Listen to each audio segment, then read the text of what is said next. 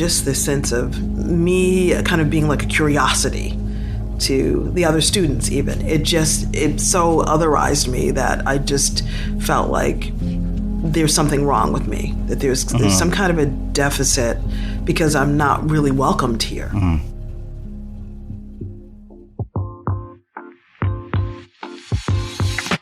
This is Where You're From, an origin story podcast at the intersection of faith and culture that digs into the influences and experiences that shape who we are today.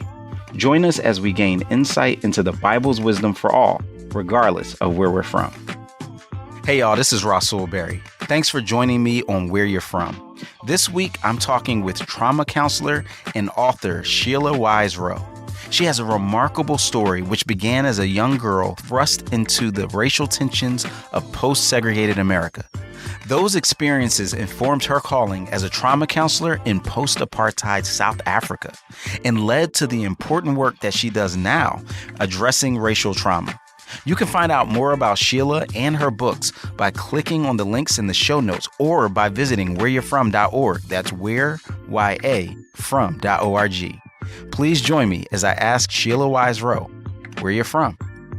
I'm from Boston and was born and raised in Boston. I grew up most of my life in Dorchester, Massachusetts. Okay, so tell me a little bit about what it means to grow up in Boston. Well, you know what? One thing with Boston is that it's, in many ways, a community of contrasts. When I was growing up, you had white communities and there were black communities.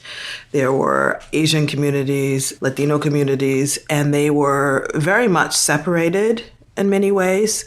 And yet I think that at the same time, there was a cultural connection depending on the community that you lived in. But growing up, there was a sense of our community. And so it was a rich time. We had limited resources in the community where I lived, but collectively we kind of made it work. Like everyone, we have a sense of home. And even when home was a difficult place, right. Some of us may never want to go back there, but ultimately that longing for home is our home with the Lord. Yeah. But in this current lives, we long for home as well. Yeah. So help me paint a picture of your time growing up in Dorchester. You mentioned you had family there. Yeah. So my parents were born in Virginia. And then they emigrated. That's too funny. Right. Well, it kind of was like that. So they came to Boston because my father was in the Navy. And it was a culture shock in a way, because the way in which they lived in the South was a lot more communal and relational. We still had a bit of that because some relatives had moved ahead of time. So my parents bought a big Victorian house that had 3 apartments. And so at any given point, there was a relative living in one of the apartments. And our neighbors, when we initially moved, it was diverse, but transitioning as more Black folk were coming up from the South and moving into the area. A lot of the white folk moved out. There were 9 of us, 9 kids growing up in Dorchester, and both of my parents were there. My parents separated when I was about 12. And so at that point, it was my mom raising the 9 of us, and I am the second oldest. And yeah, it was a kind of a crazy, chaotic thing. If you can think about 9 children kind of running around. Wow. Yeah, that's a lot of folks. That's a lot of folks. So tell me what your relationship was like with your father before. You know what? I always say that he brought like this sense of order. And there were ways in which my father was very aspirational. So he wanted more. He was a really brilliant man. And ironically, part of my research with my book, Healing Racial Trauma, was talking to my uncle, because he's the only surviving elder at this point. And he really revealed some stories around my dad and how, because they were orphaned when my father was, I think he was 5 at the time, and my uncle was about 2 or 3. And they were raised by their grandfather. He always had this striving for more, and that whole notion of home and connection with his parents, it wasn't there. And so in many ways, it kind of spilled into how he raised us, how he wanted structure, I think, to try to create some sense of safety. But he was very, in many ways, authoritarian. And yet we did have a sense that he loved us, but there was a real strictness that was there. And so that was a little bit hard. Got it. Yeah. And I noticed you mentioned in both of your books this moment he had when he was about 5 that was really pivotal in his life. Yeah. Tell us about that. Yeah, so there was a epidemic that came through that part of Virginia. So tuberculosis was just running rampant through the community. At that point in time, there were no hospitals for Black folk. Yeah, okay, pause. We need to double click on that. When you say no hospitals for Black folk, that's another way of saying that Black people could not go into and be treated in the hospitals that were set up in that community. Exactly. Yes. Because it's just like, it's almost hard to imagine an America that way. Yeah. And so as a result of that, there may have been like 5, 6, or 7 deaths within the family, just that family alone. But as a result of that kind of trauma of watching his father die, the baby brother die, the mother die, it just really scarred him. There was a hole there, I think, for much of his life. Wow. How do you think that impacted his understanding of race? And did that come out in the way that he interacted or taught you? Well, when I was very young, he and my mother were members of the Nation of Islam. So they were following Malcolm X at the time, selling bean pies and and the newspaper, and going to the services. And then after Martin was killed, Malcolm was killed, it was just, my parents were very disillusioned by that. I think they were wanting some level of change, and yet to see the deaths, and this is just a small slither of the deaths that happened during that whole civil rights period, but that certainly affected him for a bit. But then I think he really then began to think about, well, how do I make change, even on the political level?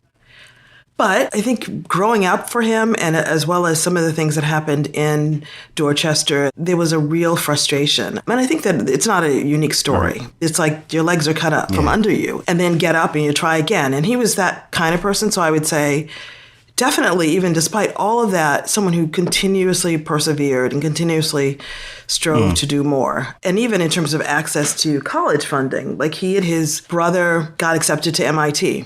Massachusetts Institute of Technology. Wow. And they were there for about a year, but they couldn't get access to government funding for school, and they only had a little bit of money from their work, so they had to drop out. So that, I mean, extraordinary man, but you mentioned that even that dream was somehow shut down by not being able to afford it. Yeah. And he actually did get his bachelor's degree. He got a master's. He actually went to law school. Anyway, but at the same time, he worked for a company that basically worked with computers. And this is like the early days of computers, like in the late 70s. Like, so the computer would be like an entire room. But before becoming a lawyer, he did this. So he would go around the world and work on computers. I mean, so this was clearly somebody that had a very profound impact on your life and a presence in the family. Yeah. So what was that like to experience that separation at such a formative age? Yeah.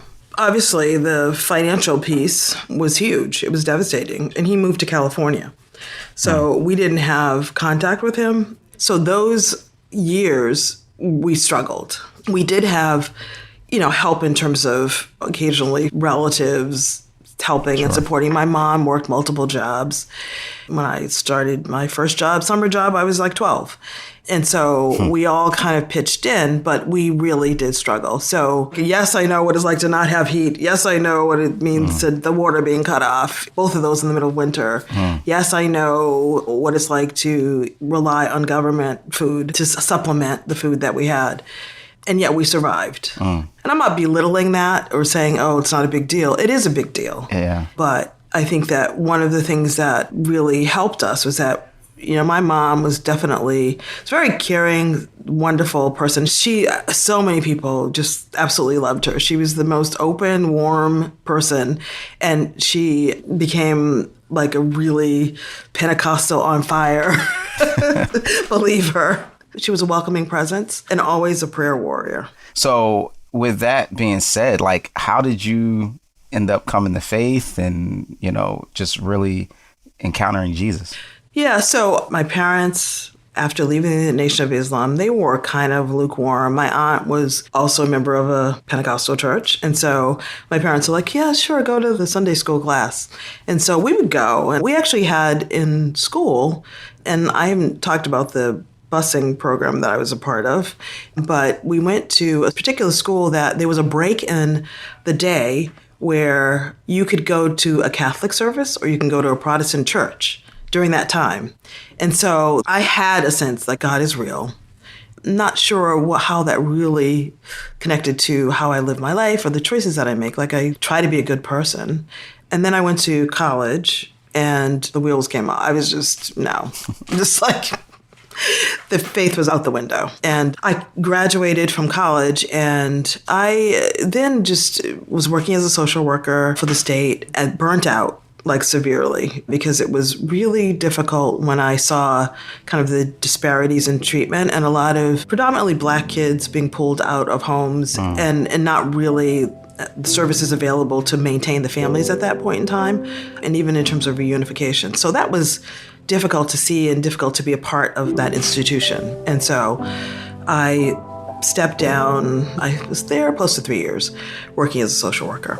And then I decided at that point, I'm going to open a store. I'm going to open up a store because I loved vintage clothing and it was in the South End of Boston. At the same time, then I just got involved in things that it was a kind of a slippery slope. I had this relationship with a guy who was a cocaine dealer. And I always say, like, I don't even know how someone moves from, I'm a social worker, I want to help save the world, to I'm now, with someone who's dealing and taking cocaine. And yet I didn't know, like, how do I extricate myself from this situation? So it escalated to the point that it became really dangerous. And at that point, I just hit rock bottom. And I can't say, I'm an addict. I was not. But I knew that I was in terms of relationship, I was an addict. And so I needed help. And that point of crashing, I remember, like, I've had these conversations with my mom along the way about faith issues because this person had a background of faith. So we would talk about God, like, when he was high. And then I would go to my mom and just telling her everything that had happened and, her praying like she always does. And then I remember I was watching something and someone had kind of an altar call at that point. And then I was like, okay, you know what? I've spent my entire life trying to be in control and I'm not in control. So if I'm not in control, well, then who is in control? There has to be someone bigger than me.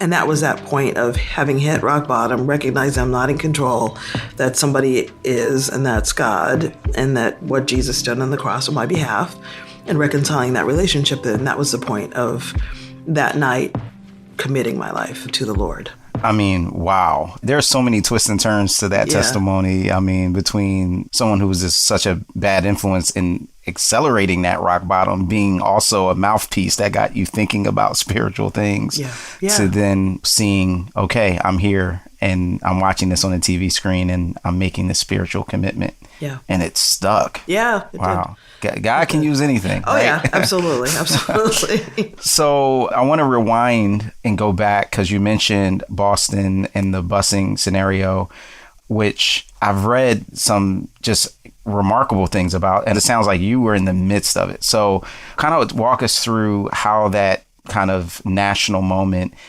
impacted you in a very personal way. Yeah. So the busing program that I initially started predated mandated busing. Okay. So it was a situation where the schools in the Black community were horrible. Not enough chairs for students crammed into classrooms. It was just horrible. Crumbling buildings. And so just so I can understand how it got there, right? Was it based on the budget? Was it based on property taxes in the neighborhood? Or was there some other factor that caused the schools to be in such a different, drastic, poor condition than the white schools? The thing is that when we first moved into the area that we were in, and as I said, it was a mixed area, but it was quickly transitioning. And what we noticed over time was that services were less and less. Okay. And so the ways in which funds were allocated in certain communities, a lot of it, you're correct, is tied into property values. And so if a community is labeled as a Black community, then it's one where the property values are going to plummet because the services are not there. The school quality has dropped. And so then there isn't the funds to actually improve the quality, get better teachers, renovate the buildings, et cetera. And so over time, you see that level of deterioration. And The school department refused to even entertain the idea that there was inequality in the system across the board. And it was really evident. And so as a result of that, the Black parents just were like, you know what, we're going to do something. So we have got to get materials and stuff for our kids, get the schools renovated, et cetera. And so they really pushed the school department to make some changes, and they refused. And so what the Black parents discovered was that there was this little ordinance that said that if there is an opening in any school across the city, and maybe it's 15 minutes away, 20 minutes, 30 minutes away, you can go to that school even though you don't live in that community if there's an open seat. And so because of that, they started the Operation Exodus program. So that was a program that was started in the 60s. My parents were involved in that early formation of it. And so my older sister, brother, initially were the ones who went. And so got on a little small yellow bus, and we went to a school that was like 99% white.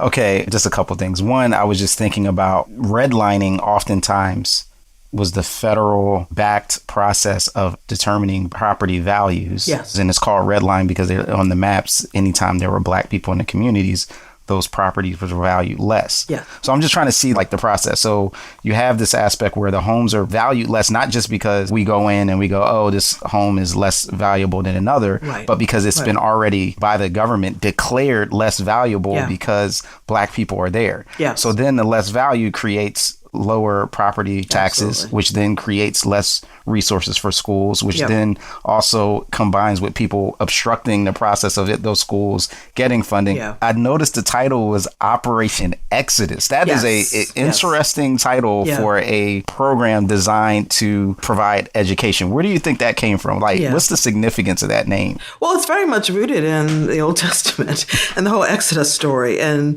the whole thing was, okay, we're going to exodus these really horrible, poorly serviced schools in the Black community, and we're going to find the promised land elsewhere. And so that was the hope for that. I don't think our parents, I didn't fully grasp like what that would entail. To be a handful of Black students going into this mostly white school with all white teachers. In many cases, they've had no engagement with Black people, period, let alone children, and what that might be like. And so for me, it was traumatic. It was for my siblings as well. Even though it was very close to your home, it felt like a world away. Yeah. Maybe Maybe if you could just share an example or a moment where you felt that alienation and the things that would have caused that trauma. Yeah. You know, for me, it kind of started the day we got there, and the engagement with the principal of the school. It was clear, the communication that we got was like, we don't really want you here. And being accused of cheating, being humiliated in front of the class, because there was this teacher saying that I tripped a student, and just this sense of me kind of being like a curiosity to the other students even. It so otherized me that I just felt like there's something wrong with me, that there's some kind of a deficit because I'm not really welcomed here. And to have the kind of public humiliations, I was, shy, very tender emotionally. So it was painful, it was hurtful, and to have I was a hard worker. So I really studied hard and I did well. So to be accused of cheating, all of those things were just like kind of these emotional assaults that just kind of build up over time. How old were you at that time? Maybe 7. Wow. Yeah. So if you think about a kid that young, so, you may look at it from an adult perspective and think, not a big deal. But for a kid, to be in this new environment, doesn't feel welcomed, and then to be put on the spot in that way, that was horrific. And then I also had my siblings, and my sister, and her engagements with the teacher were really bad, like physically. And then you mentioned cheating. Yes. How did that come up? It wasn't even just one time. It was repeatedly. I would do well in a test, and then it's like I couldn't possibly have done well without cheating. Wow. So it culminated with my parents actually coming up to the school several times and talking to the teachers and like, you know what, that's not her. There's no way that she cheated. And to be that young and not being able to understand that and not even able to understand what was going on. I wasn't thinking there are racial things that are happening, but I knew that I was different. And interestingly enough, it was if anybody was different. So there was a kid who was from, I think he was Greek, and he played the violin. And so he was bullied mercilessly because he had a thick accent. I think he was a recent immigrant. And they just, wow. Yeah, and the thing that is particularly moving about these stories, you hear some stories where people are targeted by their classmates or their peers, and that's the primary expression. But to hear your story have so much interaction with teachers, people in authority, right, and what that does to a sense of disorientation. Yeah. How do you think that impacted you in your development? Yeah. You know what? It certainly affected my sense of identity. So if you coupled both of those things, the teachers and the peers, I really was insecure in terms of my intellect, being a Black girl. Like, what does that mean? And somehow feeling less than to a certain degree. And I carried that into middle school. But middle school was different in that was the start of the busing program that started in 1974. And so by the time I got to middle school, they had been more intentional about what schools looked like. And so I was at Rosendale High, and we had Black teachers and Black administrators. It was still mostly white teachers, still mostly white students, but they had been more intentional, I think, having Black folk there. That was transformative for me. To actually see like a Black teacher, to have a Black educator around me, someone who I had the sense like they got it. They understood what it was like. And they were very encouraging and challenging when they needed to be. That was healing, not totally healing, but it helped. You know, one of the things that I see the contrast between the obvious sense of biblically proportioned hope that was attached to Operation Exodus as this way of overcoming the educational disparities, and yet the actual injury and just trauma that you talked about being there once you got what seemed to be the promised land. Did that make it at all difficult for your parents to understand, or the community, because they had this triumph, and now on the flip side, now they're seeing this difficulty that these kids are experiencing? You know what? I think that for me, I withheld a lot of information from my parents and my siblings as well. And I think it may have been true for a lot of the kids who were involved, because there was a sense of, as you talk about hope, like our parents had all this hope. And so they fought really hard for us to have this opportunity. So we're going to go in and we're going to make the best of it, even though we're experiencing this trauma, et cetera. Like, we didn't want to bring that home to our parents, in some ways kind of letting them down or saying, okay, that didn't work, and actually it caused more harm than good. And so when mandated busing happened in 1974, then it wasn't just our little Operation Exodus project. It became this citywide issue, in which that's when we saw the eruptions, the riots, the throwing of bricks through buses and Molotov cocktails and fights, and it was insane. Okay, there's so many layers to unpack. Before we go there, let's talk about trauma, because we've used that word, and let's define it. How would you describe trauma? Yeah. They've described it as big T traumas and little T traumas. And the realities, though, is that when you think about little T traumas, which seem like a minor thing. So it may seem like, okay, that's a minor thing, Sheila, that the teacher called you up in front of the class. You know, that's not a big deal. That's a little T trauma technically.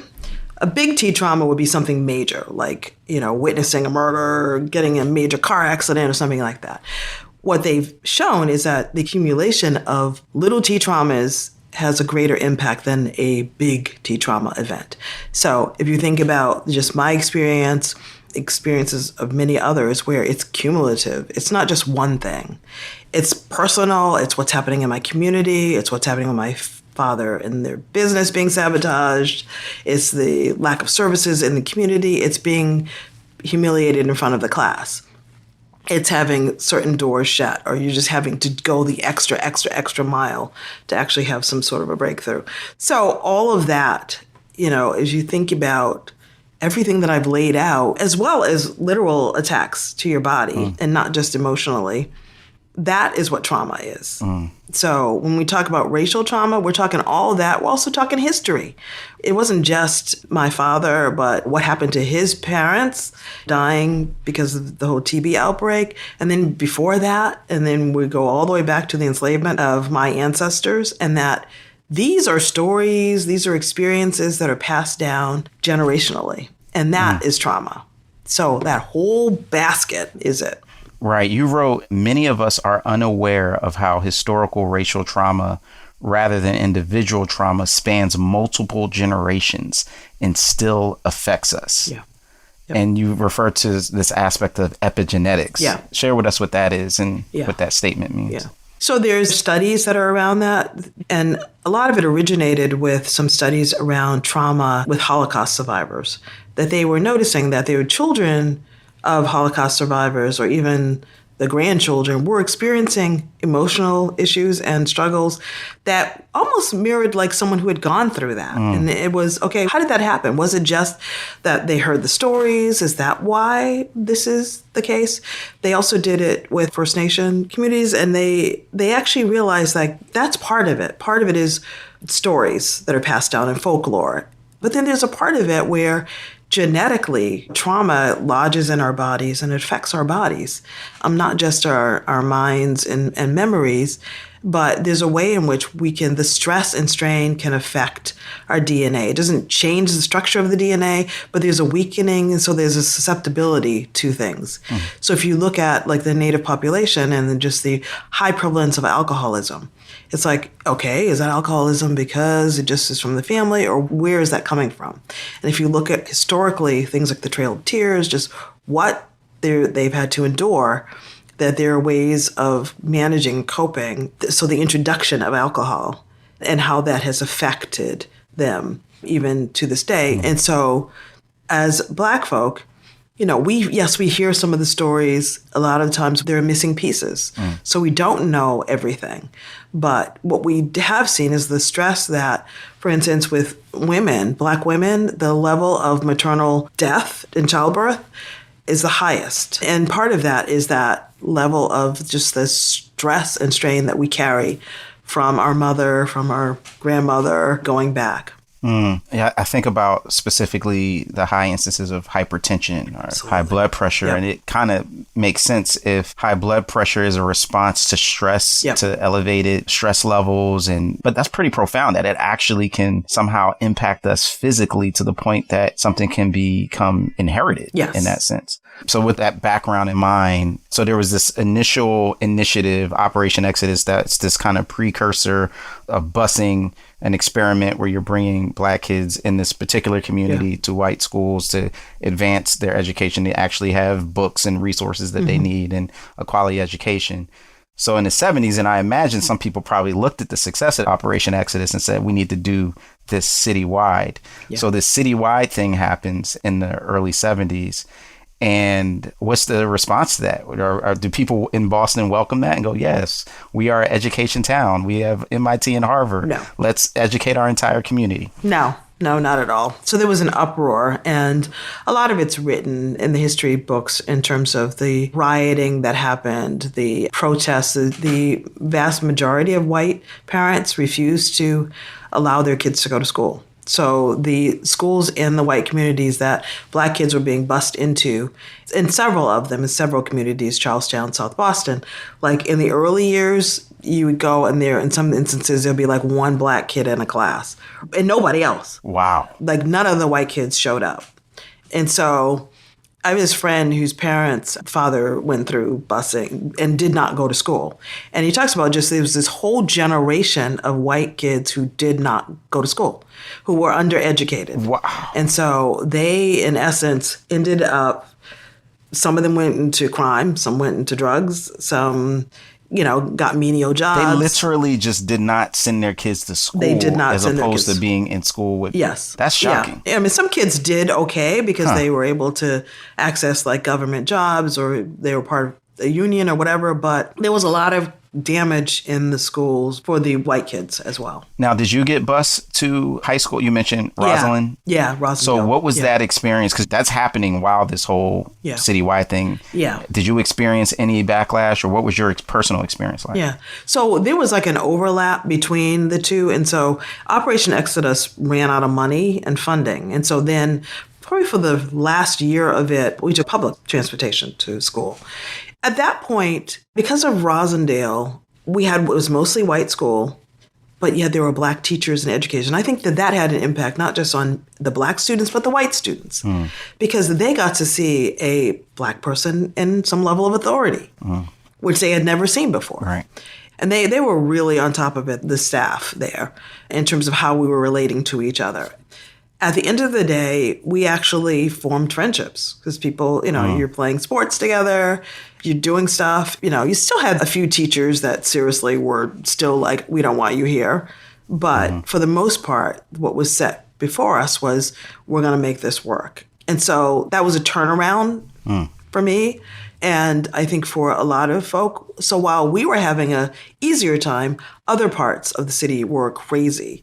And so having 9 siblings, we were not all going to the same school. And I'm not sure why that was the case, but one of my brothers was going to Hyde Park High, and that was insane. That was the one where lines of parents, and they're throwing rocks and bricks, and there were fights in the schools almost every single day, and the police were involved, and it was like night and day from where I was. As I'm hearing this, I'm trying to make sense of 2 things. Like, one, I'm thinking, okay, this is the 70s. So we've already seen Bull Connor, Alabama happen, the sense of kind of outrage that tended to happen in places around the country where those things weren't happening.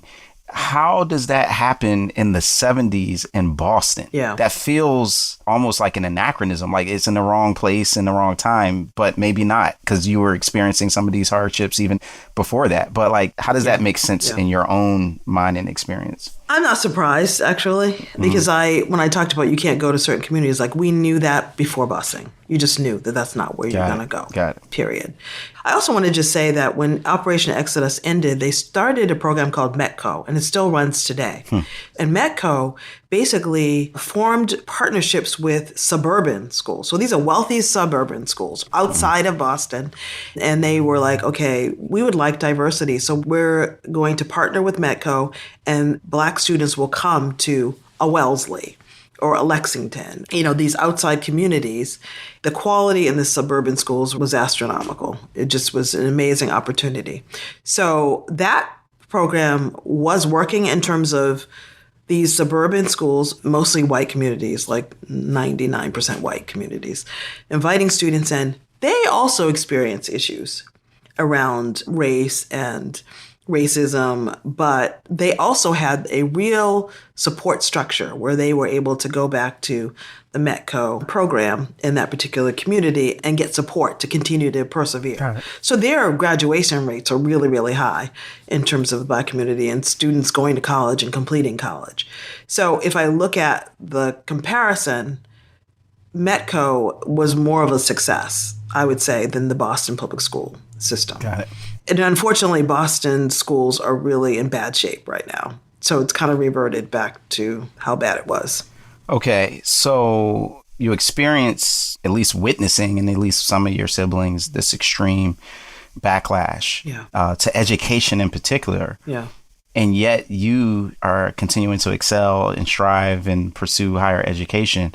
Where did that drive come from? And at what point do you start to turn your academic interests to this issue of trauma? Yeah. When I think about the education drive part, I think both of my parents, like they were very early on. We had the Encyclopedia Britannica in the house. And my father, I talked about him being very strict. He was. Like, he would not let us watch cartoons. He wouldn't. And he had this ritual every night. He would watch the news on Channel 2. So in that way, I was aware of the news. But I think that he really put a high premium on education. and on how well our grades were and how well we were doing, and my mom as well. And so I think that's where that kind of came from. And the fact that they, Black parents want their kids to get a quality education, and they're willing to do what they need to do to make that happen. And so I had that sense of, this is a premium, this is a value. That's important to my parents, but it's also important to me. I love to read. And even when I was in high school and I was faced with a guidance counselor telling me, don't bother applying to Tufts, you're never going to get in. And yet I went ahead and applied. I got in, and I actually graduated from Tufts undergrad. But I think that tenacity really came from my parents. And as I watched them just continue to persevere, continue to press, and they were just not giving up. Got it. And so you mentioned graduating from Tufts. What was your degree in there? So sociology and then psychology was like second. I initially had gone in wanting to be pre-med. And then the first year, I really was struggling with this. It really felt like being a fish out of water. There was a lot of issues for me around not just how do I fit in, but how am I disconnected from my own community, because I'm literally plopped into this. I'm living on campus, and I almost flunked out. I had gotten a full ride scholarship. So everything was included, like tuition, food, accommodation, the whole nine.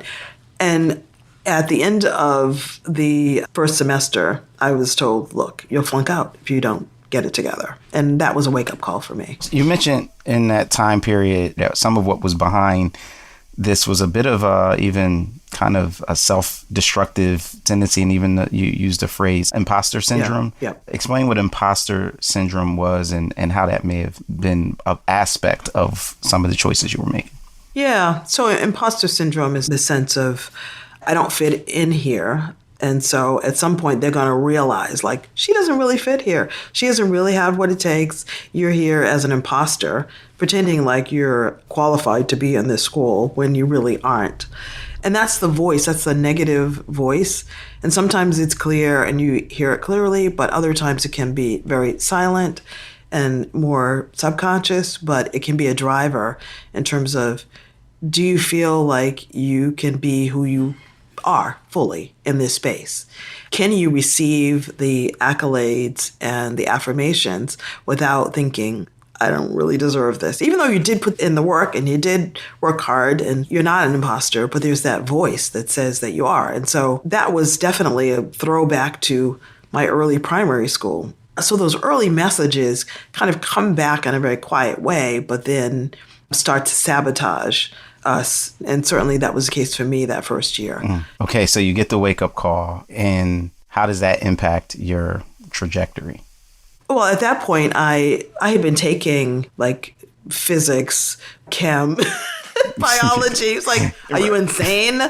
Needless to say, I did not do well. And at that point, though, I felt like I needed to look at, is this what I really want to do? Even though I had thought, like, from age 8, like, I want to become a medical doctor. And so at that point, just really grappling with, I want to help people, but you can help people in other ways.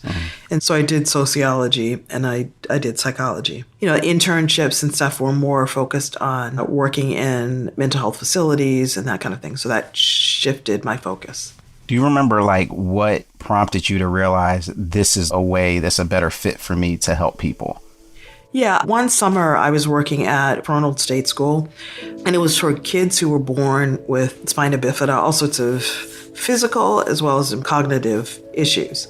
And it was that experience that I realized I was on what was called the green unit, which was like the real baseline unit, like non-communicative. The disabilities were like severe. And it was that experience of realizing just that in the engagement, like every single person, like there's a worth there. There's a value. There's things that delight. And just translating that to people who they're not having like a severe disability in that way, but they're dealing with emotional issues. And that how to translate that sense of wanting to encourage people to persevere and to be hopeful and to know that they are loved. And so that led me to translating it into counseling and then working at a school for boys. And these were for emotionally disturbed boys. That was the title at the school, but then working there and working with the boys in the school and also residents. So all of these jobs were kind of like stepping stones to my eventually getting a master's in counseling psychology and then working solely in counseling. When we come back, we will hear how Sheila started working with victims of trauma in post-apartheid South Africa, and how, when she came back to the U.S., she made a startling discovery. That's coming next on Where You're From.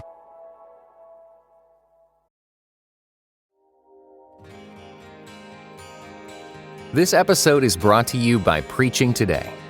Are you tired of chasing down quality sermon illustrations? Need fresh ideas for helping your message connect? Each week, Preaching Today adds fresh content to our database of over 14,000 editor-screened illustrations. Quickly find the right story that will bring your message to life and help your people move closer to God. Get started today at preachingtoday.com.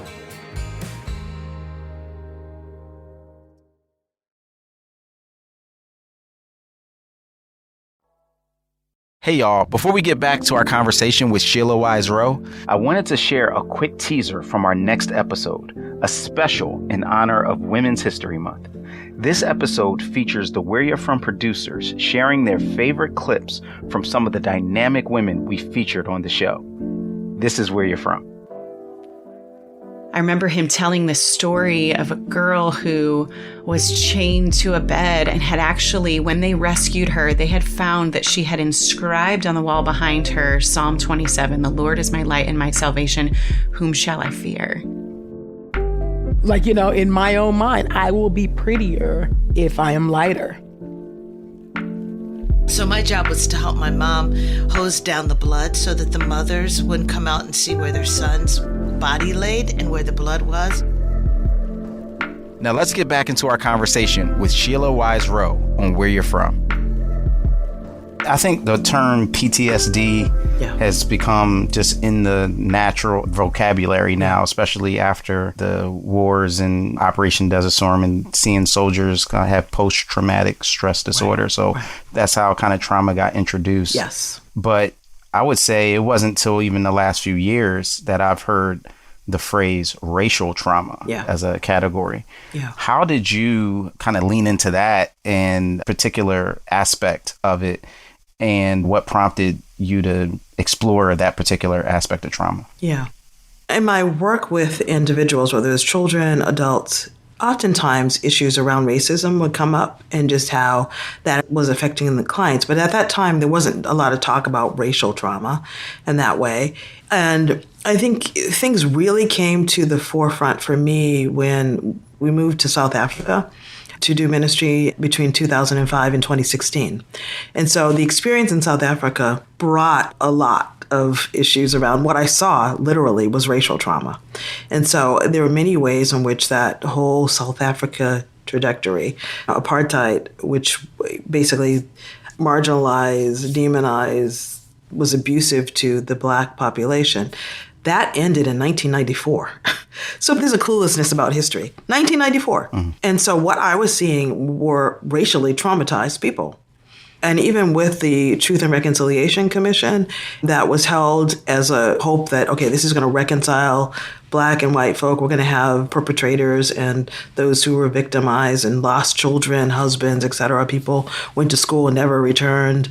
Like, if the person comes forward and they confess, like, that was going to be healing. And in some instances, it was healing. And in some instances, what I experienced, because I worked in the townships, I saw firsthand that people were carrying trauma. Remember, it ended in 1994, so we're not talking that long ago. And so issues around, do people feel like their worth, their value? So a lot of Black kids going to school and getting educated over those years post-apartheid. And yet these are kids who are also coming out of families where there wasn't that sense of, we've worked through the Truth and Reconciliation Commission, like we're at peace about that. There was still this sadness and this burden and this trauma that kind of hung in the air. And it caused me to begin to more intentionally reflect on my own story in that context, in the context of trauma, of racial trauma, as I'm witnessing and seeing this there. Wow, that's really interesting. So it's almost like the reflection of somebody else in another country, Yes. in another continent, Yeah. caused you to make some connections Yeah. that actually help you to see back into Yes. yourself and our own society and go, wait, there's something Absolutely. we're missing here. Yes. What Yeah. prompted the trip to South Africa in the first place? So initially, when my husband was going to be working with the Evangelical Association of South Africa, and then we visited in 2000. And at that time, back and forth, we were working with a lot of nonprofits and churches in South Africa, in Johannesburg particularly. And so just forming those relationships, flying back and forth and support, it's mostly women and children. And it was the AIDS epidemic, really, it was huge at that point. And that was the impetus for, okay, God, what are you saying? After 2000, I felt like the Lord was saying, you're going to be back here. And during that 5-year period until we actually moved, it really was God working on both me and my husband of, do we follow that call to actually be there and to minister? And so that's why we initially went there. And then when we got there, things were different around work. So my husband ended up working for a small Catholic college that was amazing. So he did some really incredible work there. And then I did a lot of work with abused women and children and homeless women. So that's kind of interesting. And I would say even providential that you go to South Africa, not explicitly because it has a history of what is considered and what they were proud to boast at one point as the most extremely segregated system and policy, that you end up in a country where that's their history. And Yeah. that history was at that point still about 10 years old Yep. when you arrive. And can you give me an example of the way in which you saw the impact of what happened and what was reality for them 10 years before show up as what you would call racial trauma? Yeah. So you had, in terms of the financial power base, was still mostly white controlled at that point in time. And so I think for a lot of Black South Africans, there was still this notion of there are places that you can't go and things that you can't do. And there are ways in which I would go into a shop and I would be treated a certain way. You know, I'd want service and wouldn't get it. I saw how other Black people were being treated. And the moment I opened my mouth as an American and they heard that accent, things suddenly shifted in terms of how I was engaged and how I was treated. But I witnessed all sorts of things in terms of people just talked down to, cussed out, you know, or you're in a community that is mostly white and you're going to visit a friend and suddenly a police car pulls up. Like, why are you here? Well, is that normal for you to just roll up to people and just go, why are you here? Mm-hmm. So I was seeing some of that, and it just was bringing back this sense of, okay, this is familiar. I've experienced this. Right. As a Black woman, the Black men in my life have experienced this. So you described in South Africa how you saw the kind of difference, the othering that you talk about happen. But I'm also curious about what was happening. What were you observing in people's interior world who had experienced apartheid and were still experiencing the effects in what you would call racial trauma? Like, what did you see in how they were relating to you or others or their world around them that helped you peg it as this is traumatic? Yeah. You know what? There's a line in my book where it was like, how do you combat imposter syndrome when you're in an environment that says that you are an imposter? And so in many cases, what I saw were like these students who were very aspirational and they were working really, really hard and doing well. And then yet having to really deal with professors and then later in the workforce of trying to justify their dignity, their right, that they belong there, and yet questioning it. There were people who were engaged in ministry, and I was told by one person that they had never eaten in the home of a white person. And the thing is, this person's in a church that's diverse, and they have never eaten in the home of a white person. And I thought, whoa. And this was not an average person. This was a person who was in leadership. So this was crazy. But there was this sense of being excluded And again, there's just that sense of, am I worthy? Because if you look at this smaller number that they call Black diamonds, and so they are middle class Black folk who, they have the great jobs, and so we have friends who are like, which is wonderful to see. So that's growing. However, the vast majority is not living that way. The vast majority is living in townships or living in informal settlements. And so there's this two different worlds even within the community.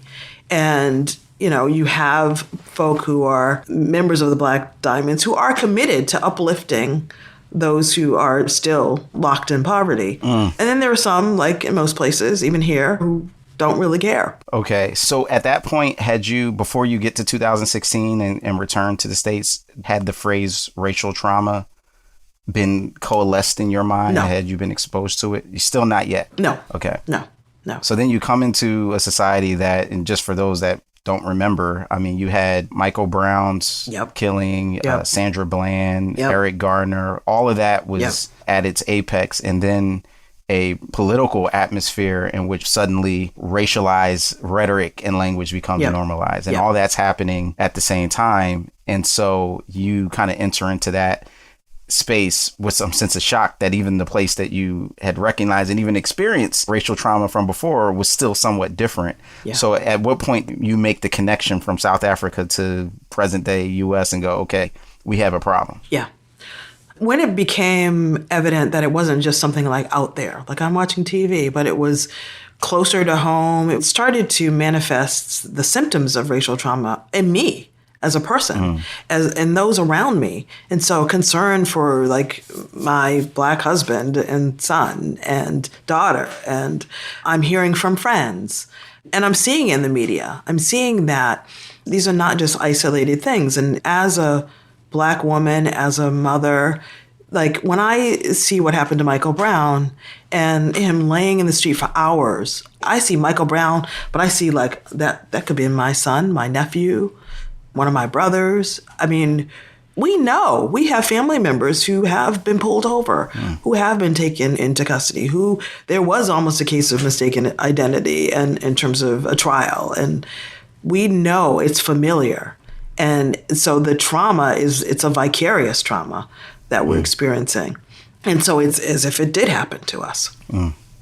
It's as if it did happen to us. So the thing that I really appreciate about your work is you don't just describe the issues or the problems or even a diagnosis, but your first book is healing racial trauma. So you, as a clinician, are dedicated to kind of practices and encouraging people to overcome. What have you learned and seen be effective practices to heal from racial trauma?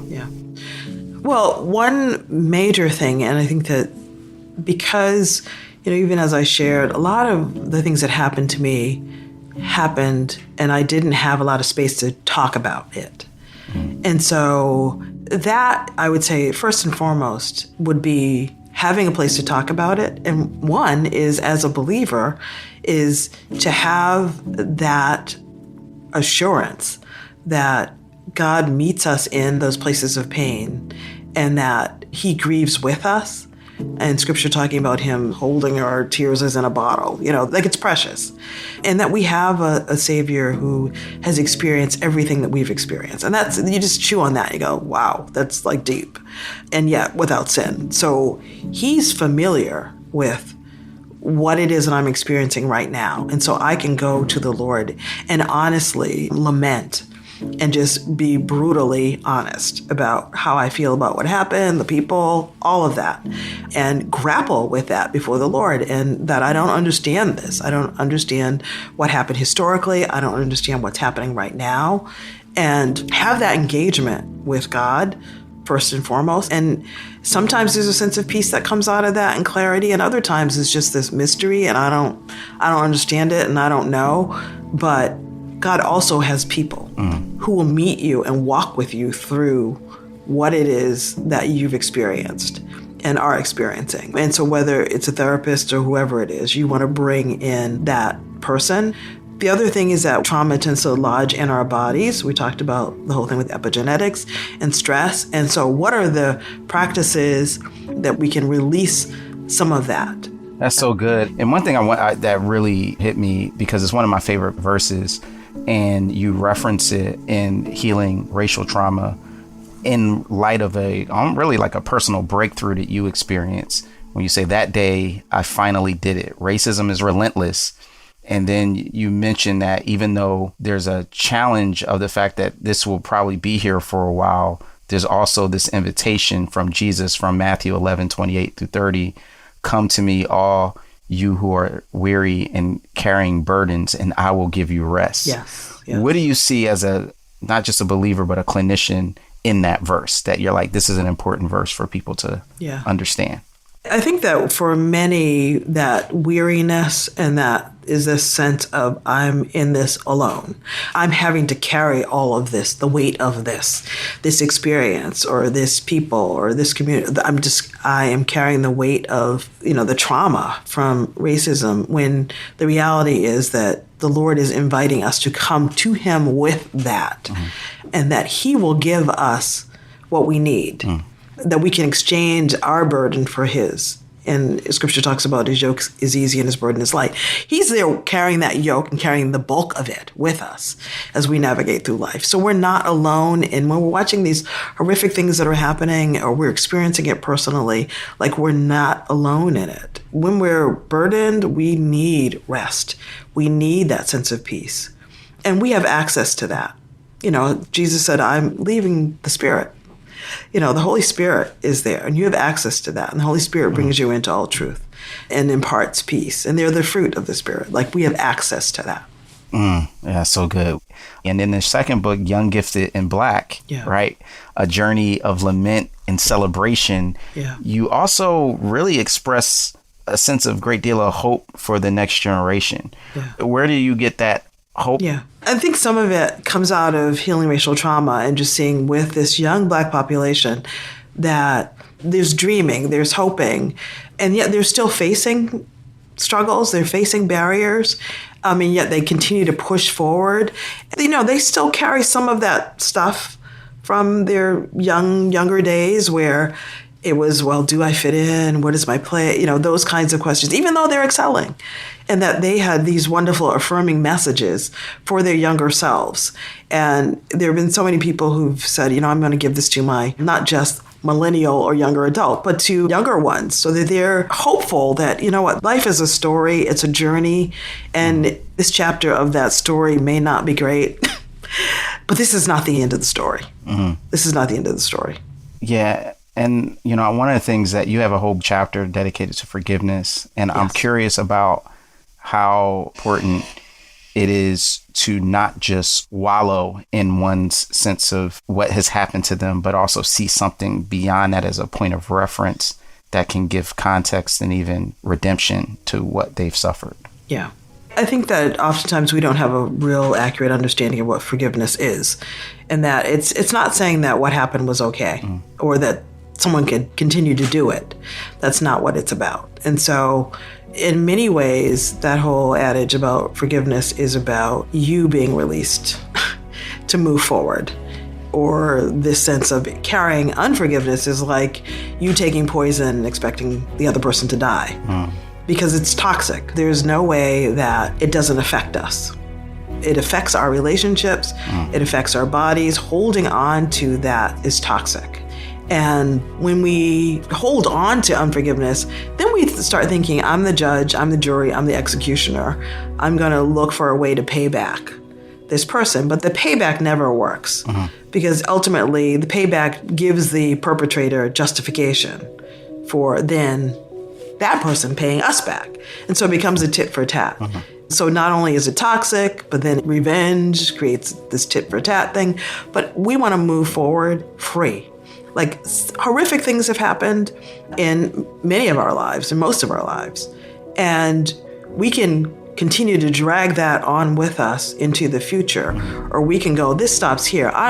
This is not defining me. I'm not carrying this into the future or depositing this into the next generation. Like what that person did stopped at that point. Like if it happened when I was a child, I am now an adult. I can basically care for me. And whether it's the little child who once was or the one who's present. Like I'm refusing to let this person win. And it is not going to destroy me. I'm moving forward with my life. And that's easier said than done in most cases. But as a therapist, I've walked with many, many people through a journey of forgiveness. And it's hard and it's painful. But when people get free, there's like nothing like that. There's just this sense that the horizons open up and suddenly there's more in life. Thank you, Sheila, for opening up about your own racial trauma and for your courageous work in speaking about and working to heal the racial trauma experienced by others.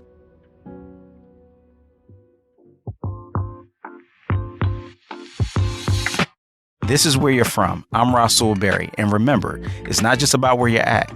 It's also about where you're from. This show was produced by Ryan Clevenger, Mary Jo Clark, and Jade Gussman, and was engineered by Gabrielle Boward and Kevin Burgess.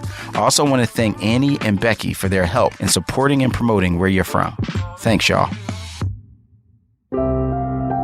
Where You're From is part of the Voices collection from Our Daily Bread Ministries.